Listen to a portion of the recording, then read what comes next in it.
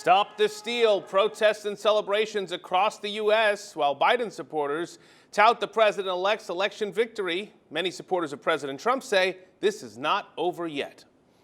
Welcome back to News 12's Power and Politics, a special edition on the transition of power. Now, President Trump's personal attorney, Rudy Giuliani, says the president will not concede this race. He's pledging to take legal action Monday to contest the results in Pennsylvania and elsewhere as well. Now, the president has not spoken publicly since Biden was declared the winner, but he is tweeting. This one read, quote, 71 million legal votes, the most ever for a sitting president.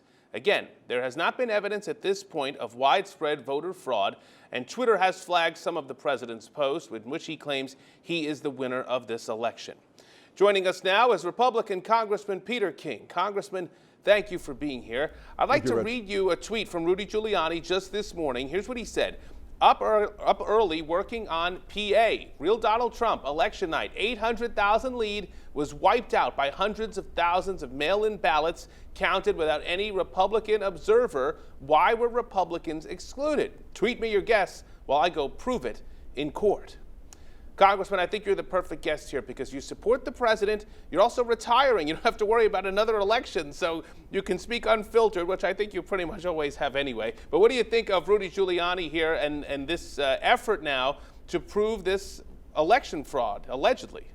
Yeah, first of all, I did strongly support President Trump. I think he was an outstanding president.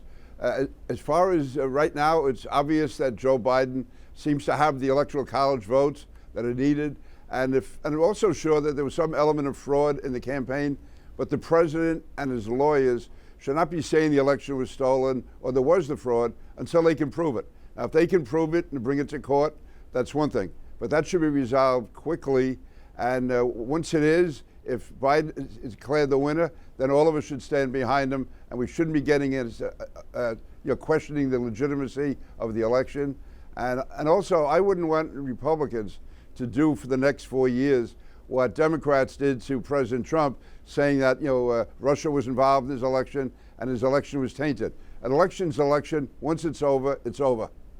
Do you think a big part of this is the way it took place? If you think back to election night, President had a big lead in Wisconsin, Michigan, Pennsylvania, elsewhere. Then when America woke up the next morning, they saw Biden was in the lead because they started to count those mail-in votes. Do you think that kind of lends itself to some of these concerns?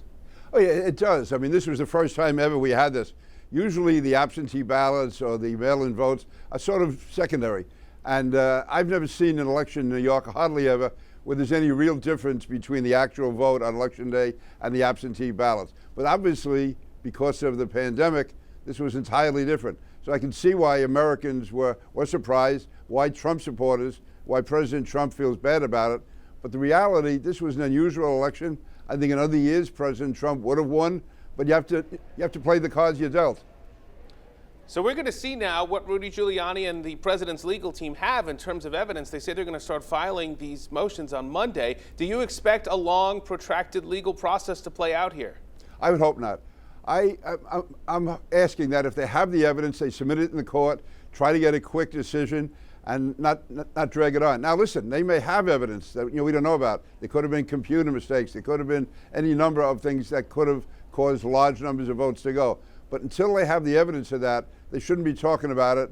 And if it go to court, it shouldn't be done to delay it.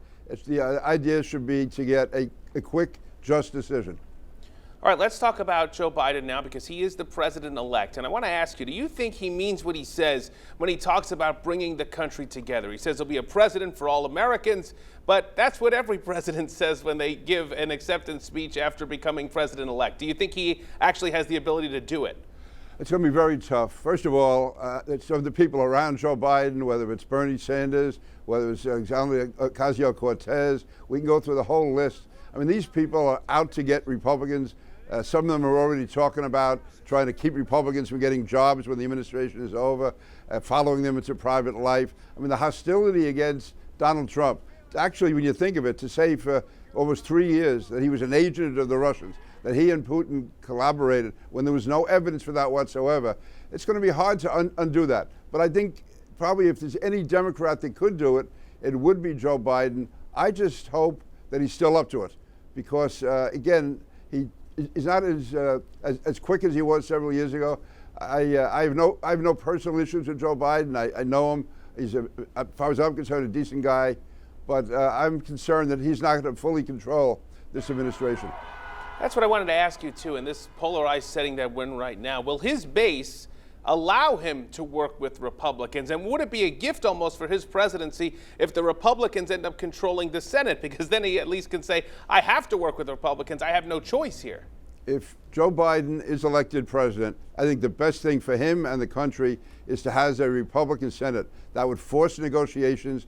Otherwise, he's going to be under tremendous pressure to pack the Supreme Court, to give statehood to Washington, D.C. and others, just ram through these very liberal, also in many senses, I would say anti-police measures. So no, I think the important thing is to have the Republican Senate that will force negotiations, and Joe Biden knows a lot of those guys, so there can be solid bipartisanship. Hopefully, that's the best case scenario.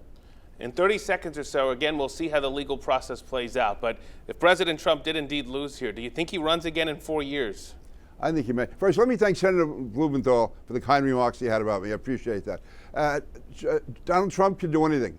I wouldn't be surprised if he runs again. I wouldn't be surprised if he sets up a media empire. One way or the other, though, we have not heard the last of Donald Trump. And again, he's been an outstanding president.